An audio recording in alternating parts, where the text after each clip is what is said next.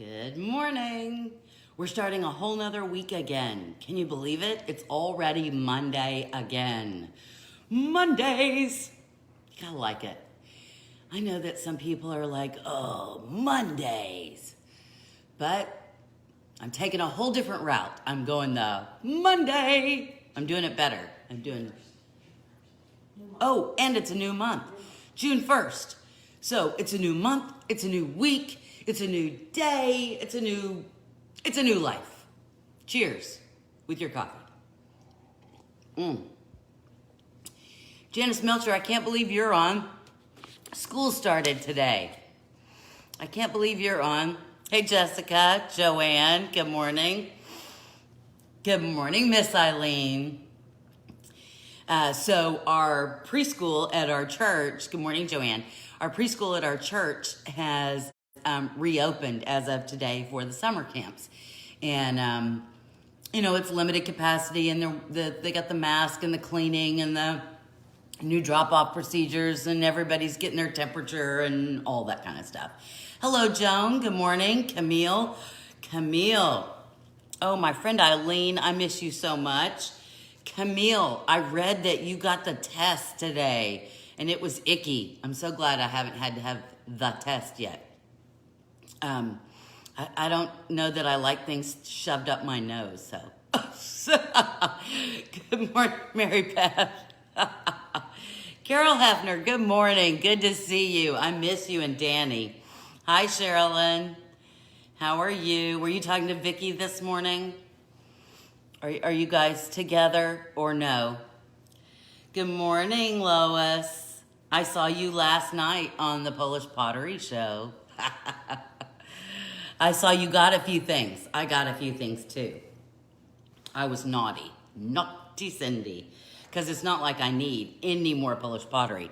Although I think that Joanne and Lois and I would all attest that there's no such thing as too much Polish pottery, right? No such thing. Hey, Denise, good morning. So today we're going to do something kind of out of the ordinary. I know. What is ordinary with Cindy? Let me tell you, if you were with us on Saturday and you did where we did all the different, we pickled everything.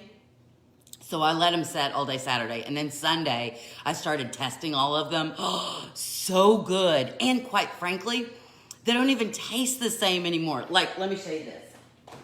I gotta show you. Hold on. I gotta show you. I know I'm not supposed to do this, but look. Okay, remember these were radishes that we pickled? I gotta show you this. It doesn't go with today at all. But, radishes are red on the outside, and it wasn't like I peeled them. Let me dig in here a second. Oh, that's not good. Okay, but here. Okay, so now they're kind of pinkish, but the outside is not red. So the outside color disappeared, and the whole thing turned pink. I know how radishes are like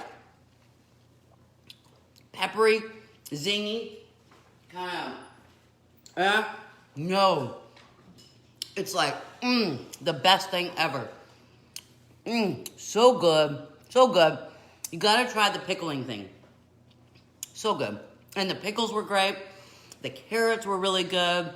The peppers, Purtle picked a pack of pickled peppers, and it was awesome. Justin, gosh, I've never seen you on here. So glad to see you. Welcome to Cindy's Kitchen. I know. It was so good. I know. All right, so, because like the pickling thing, I'd like you to expand your horizons. Challenge your taste buds. Go out on a limb. Do something different. Stop making the same things over and over again. Have something new and exciting. So today we're doing something new and exciting. Not for me, but for you. Now, first let me say that I am not Jewish. Therefore, I don't have this great Jewish grandma or Jewish mom that taught me how to make all these great Jewish dishes. I don't. But I did go to seminary, and I was fascinated by the Old Testament and by all things Old Testament. And so I have some friends that are Jewish, and so I go to their temple every now and then. I love their rabbi. And so I've been invited to a couple of the Seders, the Passover meals. And so I've got to taste this phenomenal food.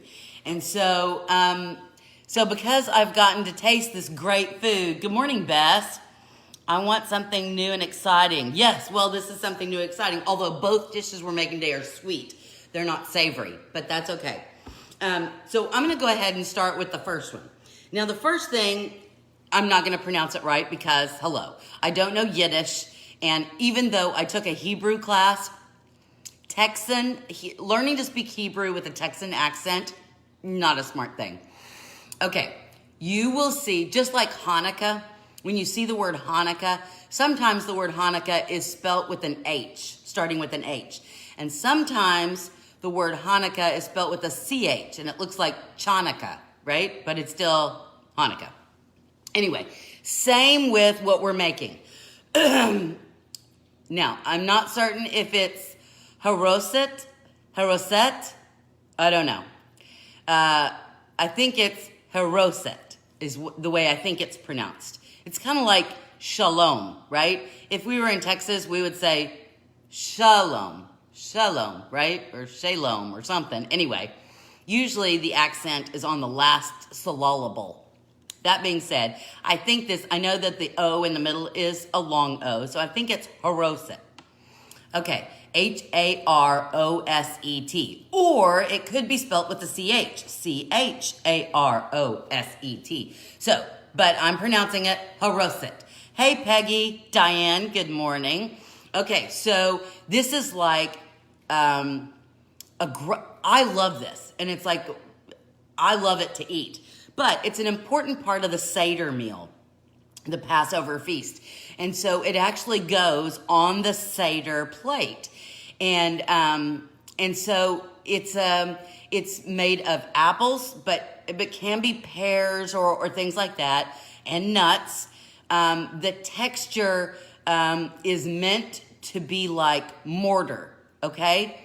To recall the mortar or the mud that the Hebrews had to use to make the adobe bricks when the Israelites, when they were enslaved in Egypt, right? In ancient Egypt. And so this comes from those words like for clay. And so you actually eat it like a little sandwich. If you have pieces of matzah, matzah is that flat, excuse me, unleavened bread, which actually looks and tastes more like a cracker than it does bread. But you put this between them, and it's kind of like brick, mortar, right? So it goes on the Seder plate. You have to gargle a little with the, Haroset. I'm not doing it right, Lois. I'm not. It's the Texas Presbyterian girl. I don't know. Hi, Sandy. Hello, Linda. Taking a break from planting. Good. Hello, Linda and Linda. We have lots of Lindas. So here's where we're going to start. We need to start with I'm going to use apples, and I'm going to use 4 apples. Now, what I did is I got 4 different ones, but I already messed up 2. I processed 2 of them, or 3 of them. This is a pink lady, but you can use Red Delicious, you can use Pink Ladies, you can use Gala apples, whatever kind of apples you have. Now, I would use the red, sweeter apples. Good morning, Deb.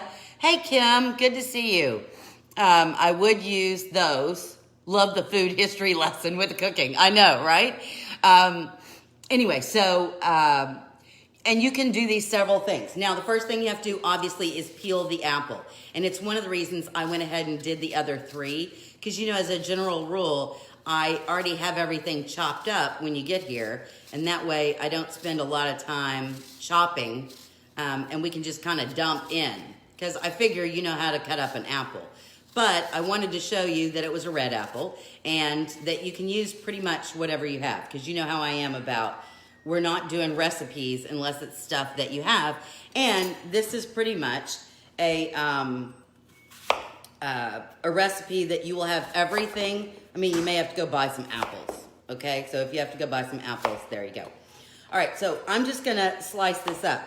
Now, as many ways is there, if you think about, okay, so we're in Texas. How many ways are there to make chili, right?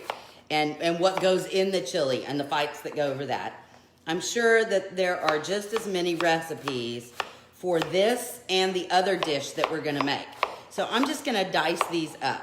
Now, what I did, just so you can see, because a lot of times this is supposed to, remember I said it's supposed to look like mortar, and quite frankly, chopped up apples don't necessarily look like mortar, but you can use a box grater and take your apple and grate. So what I did, although it's already kind of turning, I grated some of them and I chopped some of them. I did them too early. That would be the bad thing. But it'll be fine because we're gonna add stuff you won't even know. What you wanna do, and what I did, so that's why I'm confused, is you wanna do about a teaspoon of lemon juice in there. Give it a stir, and that should keep it from turning brown. And yet, mine did. Okay, so I have 4 apples. You may chop them, dice them up a little small, or you may shred them with your box grater, okay? Or if you have a food processor that has that attachment, I may, but I'm not certain. There you go. All right, so the next thing you need in here are nuts. Now, walnuts, pecans, almonds, whatever your little heart desires. When I was at the store the other day, okay, I love Nutella. Oh, Nutella, I don't know. I love Nutella. And I was getting some more almonds because I was getting low, and they had hazelnuts. Oh, that's backwards. But they had chopped hazelnuts, and I was like, oh, hazelnuts. Now, you have some options here with your nuts. You can chop them up very fine, or, now remember, people in my house don't really like nuts, so I hide the nuts because you need the flavor. You need the flavor. So I have a little, this is like a coffee grinder, but you can grind your nuts in here too. Mine were already chopped, so I could have just dumped them in here. But I went ahead and put them in the processor, and so now it's like this lovely little powder. You see how it is? It's all finely ground up. So this is about a half a cup of nuts. Either finely chopped, or you can grind them up in your grinder. Now, I have to show you this. Look at this. I just got this in the mail this last week. Look at my new bowl. Is that the coolest new bowl ever? Look at that. Look at that cool Polish pottery new bowl. Okay. I just couldn't help myself. Did I need another bowl? No. Okay. So, there you go. Each of the, all right, so we do that, and you can use, like I said, walnuts, almonds, pecans, hazelnuts, pistachios, whatever kind of nut you like, okay? We're gonna need a teaspoon, is that a teaspoon? Yes. A teaspoon of cinnamon, ground cinnamon. A teaspoon of ground cinnamon, okay? This is what makes it. A teaspoon of ground cinnamon. And then a half a teaspoon, let's go down a notch, half a teaspoon of ground ginger. Ginger makes everything have a little bite too. I think, you know, like I've always said, we think of cinnamon and ginger as sweet things because we normally use them around the holidays. But quite frankly, awesome for savory dishes too because they've got such a big bite. Okay, then the next thing we're gonna need is 3 tablespoons of honey. I'm not gonna measure. I'm just gonna use the bear. I had to get another bear. I told you I got that bread maker. 1, 2, and I just used regular flour. I went and got whole wheat something or another, and then I finally got some bread flour. I mean, you know, really, how hard is it to find bread flour? Maraschino, I know, Linda, your favorite is maraschino. I know. Okay, so we did our cinnamon, a teaspoon of cinnamon, half teaspoon of ginger, 3 tablespoons of honey, because that's our sweetness, right? Our honey. And now, most recipes call for like a Passover red wine. And Manischewitz has, that's a brand name, Manischewitz, has a Passover red wine. You know, I always made this for the kids and for me, and I'm not a big wine person. So I just have grape juice, a thing of regular old grape juice, okay? So not much. And you're gonna use between a fourth and a third of a cup. So I'm gonna pour a little in here and then I'm gonna wait and I'm gonna give it a toss. Now why? Well, because I don't know how big your apples are, right? I don't know how many nuts you used, and did you use the nuts whole? Did you grind them up? Because the ground up nuts are gonna soak up that grape juice. Oh, so good. And so really different flavors, right? Apples, nuts, that cinnamon and ginger, and then grape juice. And you're like, really? And so remember when I told you that my apples had turned a funky color? Because even though I used the lemon juice, doesn't really matter. Because with the grape juice, there's what we've got. Isn't that a pretty color? So it almost just looks all brown sugary and cinnamon, even though we didn't put any brown sugar in there. Oh, and it smells so good. Now, you could eat this just like right now, or I like to put it in the refrigerator and let it set just a little bit and let all the flavors come together and get all yummy and merry. But it's quite lovely. Let's taste it.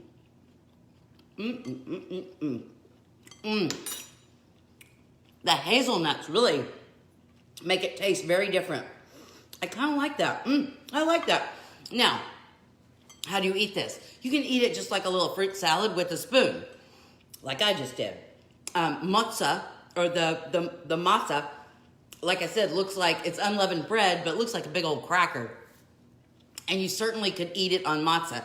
Because quite frankly, matzah is like there is no flavor to matzah. It's like little cardboard. So it needs some of this haroset.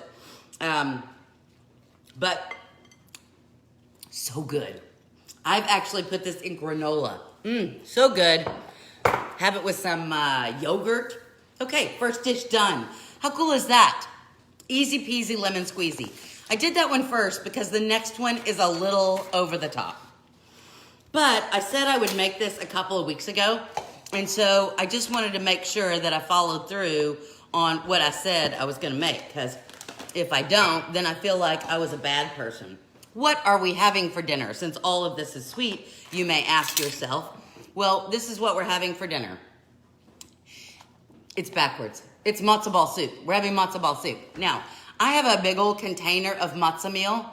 Matzo meal, it's spelled M-A-T-Z-O, matzo meal. And so I can make matzo balls out of this.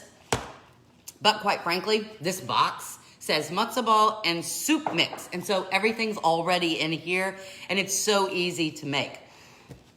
We love matzo ball soup. We do. But you can tell we're not Jewish. You can tell we're the idiot Christians. I love your tea, peach, ginger, peppermint, and raw sugar. So delicious. Oh, pinkies up. I know, isn't that great? Especially when you have a sore throat. I don't make them, matzo balls are like this big. They're like huge balls. I make little bitty ones. The girls I started doing it when the girls were little. And the big ball. So I would just make little bitty matzo balls like that big. And they kind of grow up. They grow up. And the girls love it. And so, they would ask for matzo ball soup. And I know people would go, are you Jewish? Nope, just like to try new things. And it's interesting. I know I'm kind of going off track, but I'm going to show you one other thing out of the freezer. Maybe I'm going to show you one other thing. This, and I need, where are my mini? Oh, now I can't find it. My mini, Puree. Oh, there we go. Okay. So remember we made rollout chicken and dumplings on this show, even though I said I wouldn't, but I did. So remember we had rollout chicken and dumplings. Every culture, really every culture has a chicken noodle soup or a dumpling soup of some sort. So a matzo ball is really like a big dumpling, right? It's like a big thing of matzah meal. There's the matzah meal. And matzah is just wheat flour, right? So it's wheat flour, and you mix it with water and oil and stuff. And so that's how you get. So again, just like a dumpling, but we're just using all purpose. But like, look, these are frozen pot stickers, right? But so that's an Asian thing. But a pot sticker is just a noodle that's got stuff inside of it, right? And then, so pierogies, right? These are mini pierogies, and they're made, they're stuffed with cheese. but you can get them stuffed with, they're stuffed with potatoes and cheese, because that's all it is. It's a dumpling that's filled with potatoes and onions, or potatoes and cheese. And so, like I said, every country has its feel-good. And I think dumplings or chicken soup or dumpling soup is really a feel-good kind of a thing. Okay, so you can tell we're a pasta, right? So good. There we go. Okay, so now we're gonna start our next one. So tonight we're having matzo ball soup, and we're gonna have haroset, and then we're gonna have, and you can use this as a side dish or dessert, and it's a sweet noodle kugel. Now, the joke, when I put on the commercial, if you will, at 10 o'clock, I did the one of Lisa Simpson saying, Noodle Kugel is just sweet lasagna, because basically it's kind of the way it is. I know that most of you are gonna go, sweet pasta, gross. But again, I'm asking you to open your test buds up, spread your horizons, let's try something new. This one has quite a few different ingredients, so with that, I apologize. The first thing you're gonna need is some egg noodles. Now, again, this is the Manischewitz brand, which is the kosher brand, Manischewitz. But you don't have to have kosher egg noodles. You can just use whatever egg noodles you have. And quite frankly, you don't have egg noodles, you can use whatever pasta you want. Whatever little pasta you want. It's fine. It's just traditionally with wide egg noodles. So if you wanted to get a little bit more traditional, you could use that. Just join. Been out in the gardens. We made haroset, today's all Jewish dishes. So, because we're having matzo ball soup tonight. All right, so we're gonna need a blender or a food processor. Just telling you. Remember the thing that makes the noise? Yes. And this is gonna bake in a 9x13. So you gotta get your 9x13 out and spray it down. Or wrap it with butter. Or if it's Polish pottery, don't do either. Most of the recipes for Noodle Kugel have raisins. It could do cranberries. My kids are not big raisin fans. So, now golden raisins I'm okay with. But what you wanna do, okay, here, again, my Polish pottery wacko. Okay, here's my little bistro mug, and look, these are supposed to be the cup holders or whatever, coasters, right? But if on a 16-ounce mug, it fits perfect on the top. So if you're making tea, it keeps all the steam in. Just saying, you can do it all. So you wanna take, I just did like a 1/4 cup of golden raisins, and covered them with boiling water, and then covered them. And what that does is it plumps them up. Can you see that? So instead of being little bitty raisins, they're plumped up. And so that's kind of what you want for the kugel. So you plump up your raisins. You can use regular raisins if you so desire. But like I said, my family's not a big raisin fan. And so, it is what it is. But you know what's weird? Oh, okay. All right, so there we go. Look at yummy. I just kind of want to eat. Okay, there we go. Raisins are set aside. So I'm going to get my big old blender. You know, I have a problem every time I show you this show because I am so short that I have to stand on my toes. Hey, Jess, could you melt some butter for me, please? I forgot to melt the butter. We're going to use half a stick of butter. And the recipe's called for unsalted, but really, if you only have salted butter, use salted butter. It's fine. Angie, hello, Angie. Angie was on, we went to NEO together, and she was a North Star. That was the drill team, the high school drill, or the college drill team that I was on, and that's where I met Angie. She was a North Star. Hello, Jim. Good to see you from the Boston area. Good to see you. Okay, so like I said, this one has a lot of ingredients in it. I apologize, except that it's so gonna be worth it. So gonna be worth it. Okay, so get your big ol' food processor or blender. That's what you're gonna need out, okay? I'm just opening the cream cheese. 8 ounces cream cheese. All right, take the lid off. I'm using my Ninja. Whoops, the lid stuck. Great recipes, by the way. I have a friend that's Jewish, and she like printed out all her recipes for me, but I have a great, this is called the Complete Passover Cookbook, and it has awesome recipes in here for all things Jewish Passover. And so it's nice to just to go through and go, huh, that sounds good. Let's try this. We start off with 6 eggs. 6, I know, 6 eggs. But remember, we're making a 9 by 13. So 6 eggs, 1, 2, 3, 4, 5, 6. 6 eggs into your blender and or food processor, okay? We're gonna need sour cream. When we use your sour cream, we're gonna need 2 cups. I know, 2 cups, really? I'm gonna get another spatula.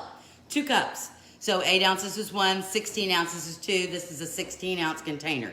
This is regular sour cream, but you can use light sour cream. You can use half not light, you know, whatever your little heart desires.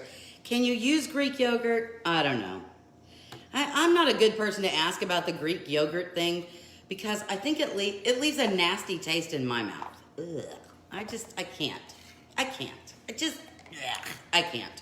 Okay, then we're gonna need cottage cheese. Oh, really? Cottage cheese. But remember I told you that this is really like sweet lasagna. It really is. So, hey Jim, we only need a cup. So 8 ounces. We only need a cup of cottage cheese. So this is a 16-ounce container, so I'm just gonna put half of the cottage cheese. I know, I should measure, but I did not. Okay, so that's the cottage cheese. And then we're gonna put in 8 ounces of cream cheese. I know, right? Sour cream, cream cheese, and cottage cheese. Man, this is like rich city. I know, but it's so good. And it's kind of like a cake in your blender. You gotta like that. Okay, so now we have our cottage cheese in there, our cream cheese, and our sour cream, and our 6 eggs. Okay, so now we need a cup of sugar. A cup, I tell you. Just white granulated sugar. That's it. White granulated sugar. 1 cup is going in there. We need 1/4 of a cup of melted butter. Melted butter. Butter. If you have unsalted, use that. If you don't have unsalted, just use regular old butter. Remember that 1/4 cup of melted butter is 1/2 stick, just in case you were curious. Then we're gonna need 1/4 of a teaspoon. So that's not very much. That's like, it depends on your thing of, where's my salt? Salt. Oh, here it is. Sometimes your smallest one is 1/8 of a teaspoon. On this one, my smallest one is 1/4 of a teaspoon. 1/4 of a teaspoon of salt. Because even when we're doing sweet stuff, we need the salt because salt is a flavor enhancer, right? And then we're gonna put in a tablespoon, not that one, this one, ginger. We're gonna, not a tablespoon, I'm sorry, a teaspoon, that's 1/2. Come on, Cindy, teaspoon, there we go. A teaspoon of ground cinnamon. Cinnamon, okay? Cinnamon is going in there. Okay, oh my gosh, that's so much stuff. So much stuff. So now we're gonna put the lid on and then we're gonna make big noise, okay? I'm gonna tilt you this direction, tilting you this direction, okay? And then we're gonna click. You ready? Loud noise.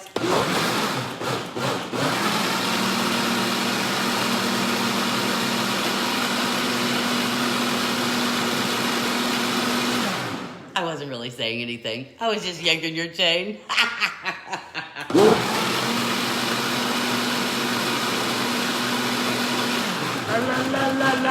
Okay, I'm gonna take this off and just scrape down the edges because everything was fine and everything is probably mixed up. The only thing that's probably not is my cream cheese because it really should be room temperature and mine was probably room temperature-ish. I think it was room temperature-ish. Okay, now if you say my kids will never eat cottage cheese, even though a lot of people make their lasagna with cottage cheese instead of ricotta, if you say my kids will never eat anything if they see cottage cheese in there, okay, they'll never know because we're putting it in the blender and it's blended up. They'll never know that's what's in there. Okay, ready? One more time.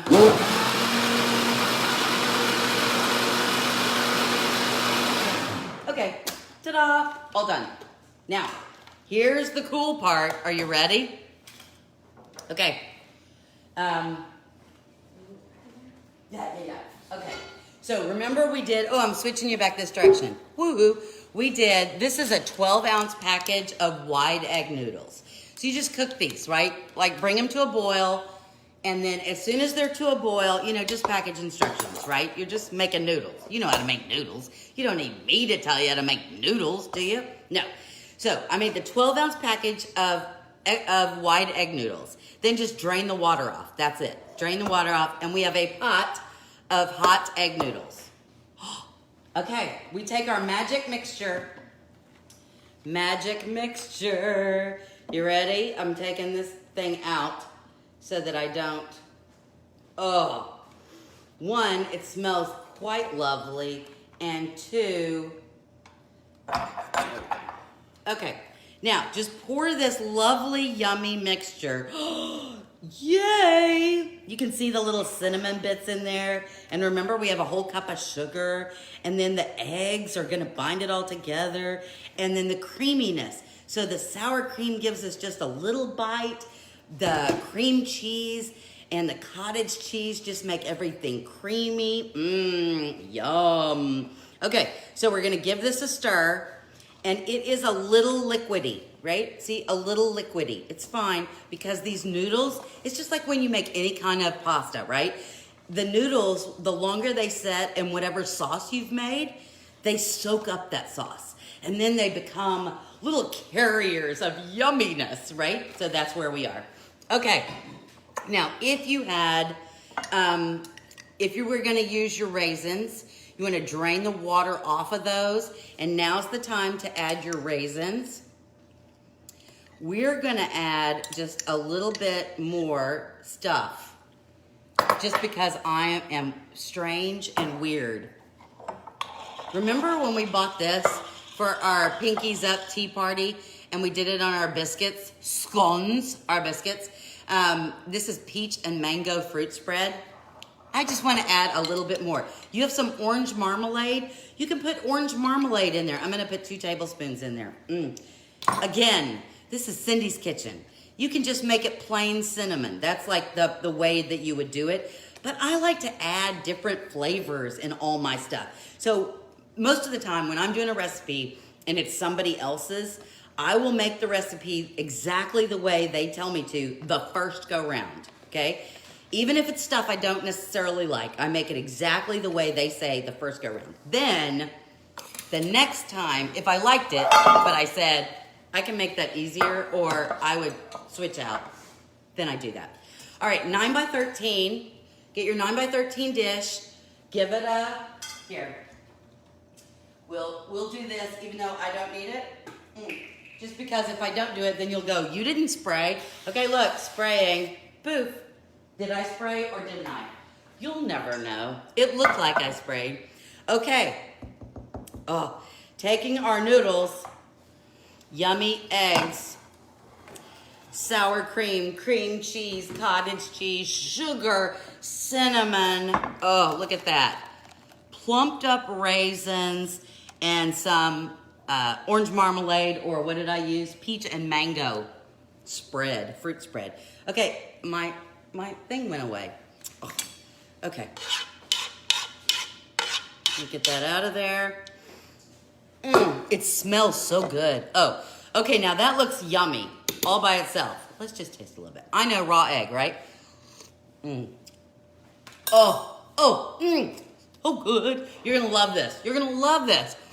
Okay, now you're gonna preheat the oven to 350 degrees, okay?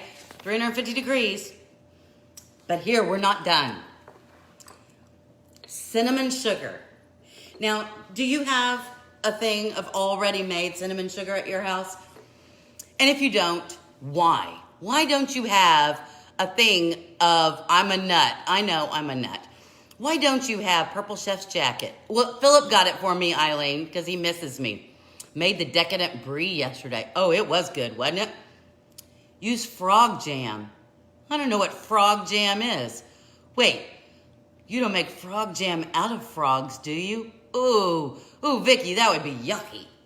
Oh, okay. You have to explain that because I'm a little freaked out right now. Do you have a container already filled with cinnamon sugar? I think you should. When I was growing up, it was one of my favorite breakfasts.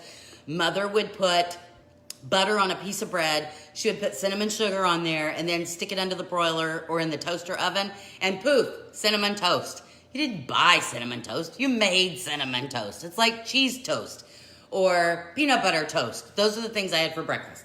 Peanut butter toast, cheese toast, cinnamon sugar toast. Okay. This is just a regular old sugar bowl-ish. I know it's Polish pottery. But instead of keeping regular sugar in here, I keep cinnamon sugar in there. Yeah. It's like a 3-to-1 margin. Ratio, right? So I usually use like 1 tablespoon of cinnamon and 3 or 4 tablespoons of white granulated sugar, and that gives me this, okay? So now I'm gonna use a bigger spoon though. This is my little spoon that I keep in there, but I'm gonna use a big spoon. Now, how cool is this? You ready? Take your cinnamon sugar and we're gonna sprinkle it on top. Oh yes, she did not. Oh yes, she did. Take your cinnamon sugar and sprinkle it on the top because this is gonna be like our little crust. Oh yes. Oh yes. So if you remember like when you were growing up and you were having cinnamon sugar or cinnamon toast, and the butter melted the cinnamon and the sugar, and then it kind of was little crunchy bits there, and it was just like the best thing you ever had. Nobody wanted eggs. We wanted cinnamon toast. Okay, I just want to make sure I get cinnamon everywhere because I am a big old cinnamon sugar person. Oh, so pretty. So pretty. Okay, there we go. Putting it everywhere. La la la la la. Toof. There we go. All right, so we've topped it with cinnamon sugar.